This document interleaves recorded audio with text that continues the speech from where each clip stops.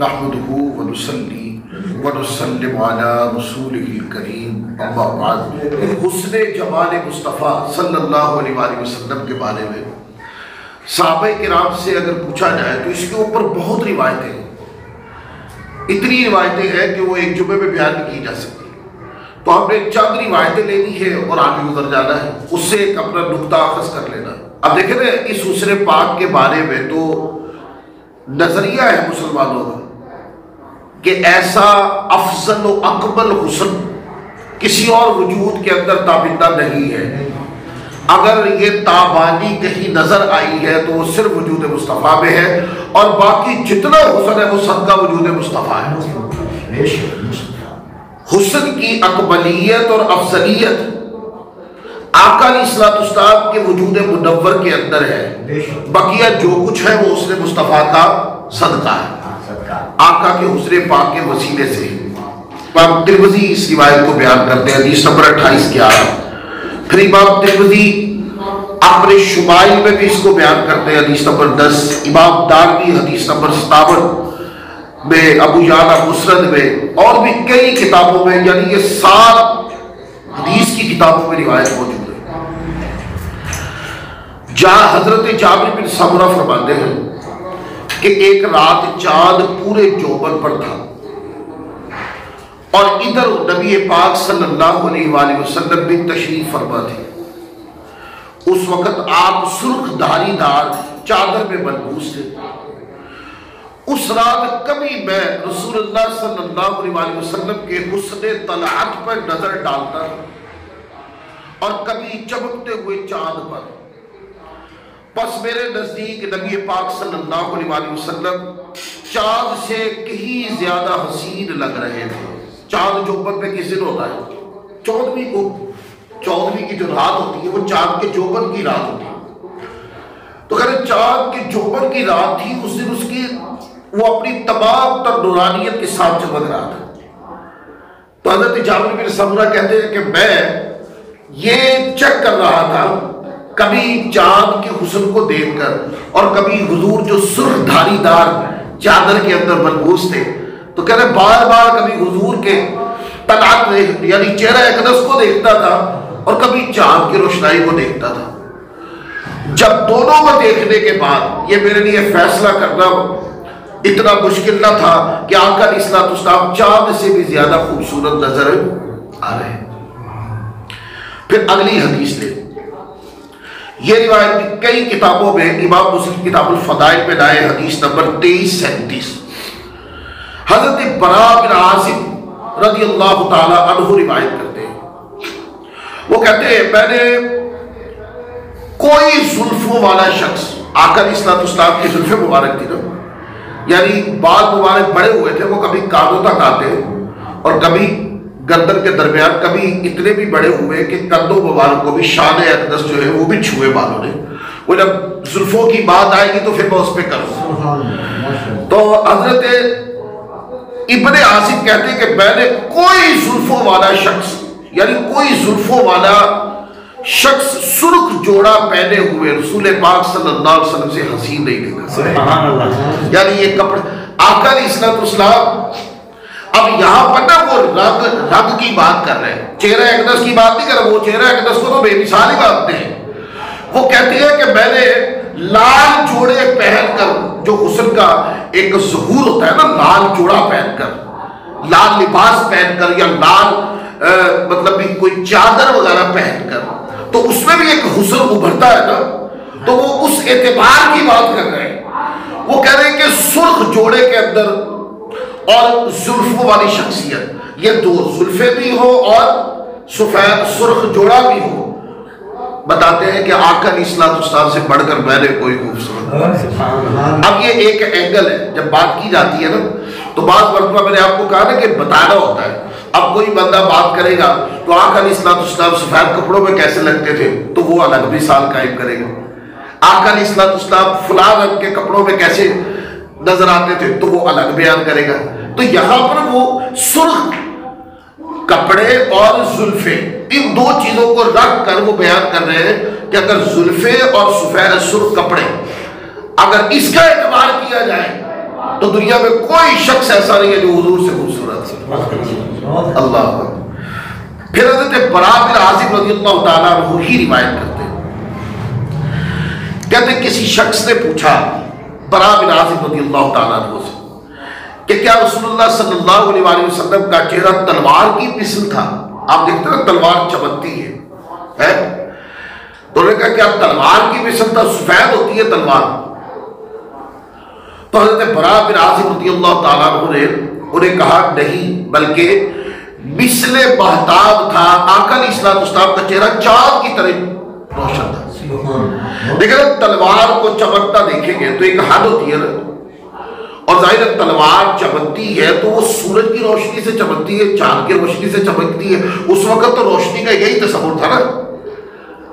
تو کہا کہ نہیں یہ جو تلوار ہے نہ اس کی مثل نہیں. آقا علیہ الصلوۃ والسلام تو حسن جو تھا وہ تو مثل مہتاب تھا. اب علماء نے یہاں فرق کیا ہے. وہ کیا کہ آپ تلوار کو دیکھیں نا، تلوار میں ایک تیکھا پن ہوتا ہے. تلوار کے اندر ایک تیکھا پن ہوتا ہے. تو بتانا یہ چاہتے ہیں کہ حضور علیہ الصلوۃ والسلام کو جو حسن تھا وہ تیکھے پن کی طرح نہیں تھا.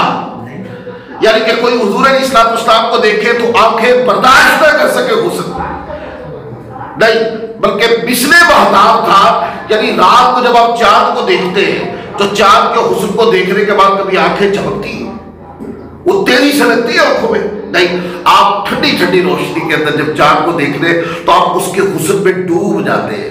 وہ یہ بتانا مقصود ہے کہ حضور کے حسن کی مثال تو کائنات میں نہیں ہے، لیکن تمہیں یہ بتاتے ہیں کہ حضور کا جو حسن پاک ہے وہ آنکھوں کو چبھنے والا نہیں ہے، بلکہ جو بھی حضور علیہ الصلوۃ والسلام کو دیکھے وہ پھر کبھی آقا کے چہرے سے نظر نہیں ہٹا سکتا.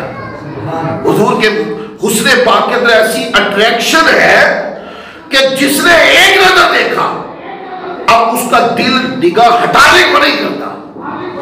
ایسا چہرہ. پھر آگے اگلی روایت حضرت حلیمہ سعدیہ رضی اللہ تعالی عنہا کی کہ جب وہ آقا علیہ الصلوۃ والسلام کو لینے کے لیے آئی، حضور علیہ الصلوۃ والسلام کے در دولت پہ تشریف لائی، تو وہ ساری رویداد بیان کرتی ہے آقا علیہ الصلوۃ والسلام. عمر پاک کیا تھی؟ حضور علیہ الصلوۃ والسلام تو بہت میں لیٹے ہوئے تھے، جھولے میں آرام فرما تھے. تو حضرت حلیمہ سعدیہ فرماتی ہے حضور کو ان کے حسن و جمال کی وجہ سے میں نے جگانا مناسب نہ سمجھا. آرام فرما تھے آقا علیہ الصلوۃ والسلام. پس میں آہستہ سے ان کے قریب ہو گئی، میں نے اپنا ہاتھ ان کے سینہ مبارک پر رکھا. پس آپ مسکرا کر ہنس دیے، یعنی مسکرائے، ایسے مسکرانا کہ دندان مبارک ظاہر ہو.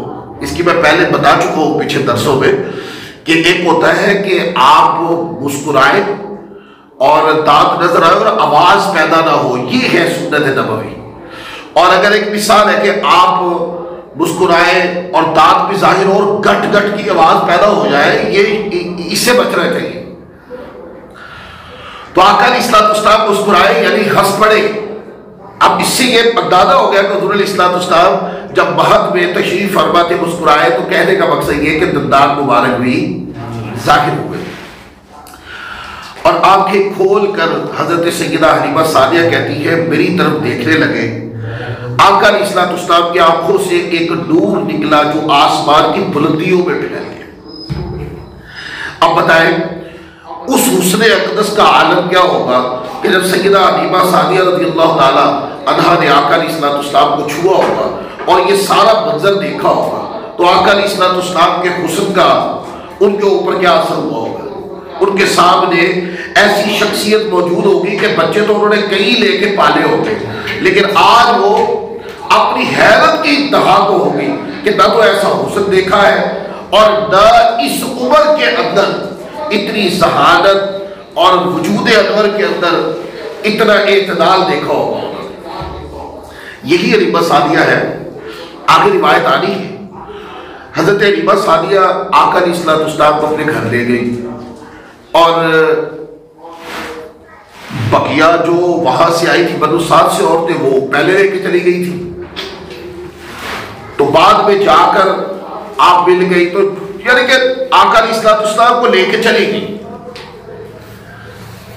اب دیکھتی ہے کہ حلیمہ سعدیہ رضی اللہ تعالیٰ عنہ کے گھر رجوع تو دن رات دیا بل رہا ہے، روشنی جل رہی ہے.